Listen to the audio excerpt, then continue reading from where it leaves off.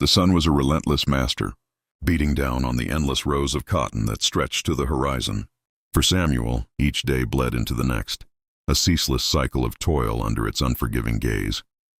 His hands, though young, were a map of hardship, calloused and scarred from the sharp bowls of cotton. By night, the meager light of a flickering candle did little to warm his sparse, dirt-floored cabin. The air itself felt heavy, thick with the silence of unspoken sorrows and the weight of chains, both seen and unseen. Life was a bleak, muted existence. A long, drawn-out note of despair played against the backdrop of the vast plantation. Yet whispers began to thread through the oppressive quiet, carried on the humid night air. Words like war, Lincoln, and freedom were spoken in hushed, urgent tones. One moonless night, gathered in the deep shadows of the woods, a man unfolded a tattered piece of newspaper. Its words, read aloud by a trembling voice, spoke of an emancipation proclamation, a promise from a distant president.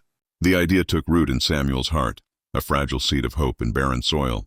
Looking up, he found the North Star, a fixed point of light in the dark expanse, and for the first time a plan began to form in his weary eyes. Under the cloak of deepest night, Samuel ran. The journey was a blur of primal fear and burning determination.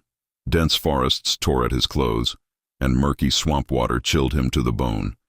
But he pressed on, the North Star his only guide. The baying of dogs and the distant shouts of patrolmen were a constant terror at his heels. More than once he froze, his heart pounding against his ribs, convinced he was caught. Exhausted and stumbling, he broke through a line of trees and saw it, the flickering campfires of a Union Army encampment. A soldier in a blue uniform approached, not with a whip, but with a canteen of water and a hand of welcome. In the relative safety of the contraband camp, Samuel found a community forged in shared struggle and newfound hope. Alongside others who had risked everything for this chance, he began the work of building a new life. The most profound moment came when an officer handed him a set of official papers, his name written in clean, deliberate script, declaring him a free man. Holding the document, the crisp paper felt heavier than any bale of cotton, a tangible symbol of his liberty. As the first light of a new day painted the eastern sky in hues of orange and gold, Samuel stood tall. The road ahead was uncertain, but for the first time it was his to choose.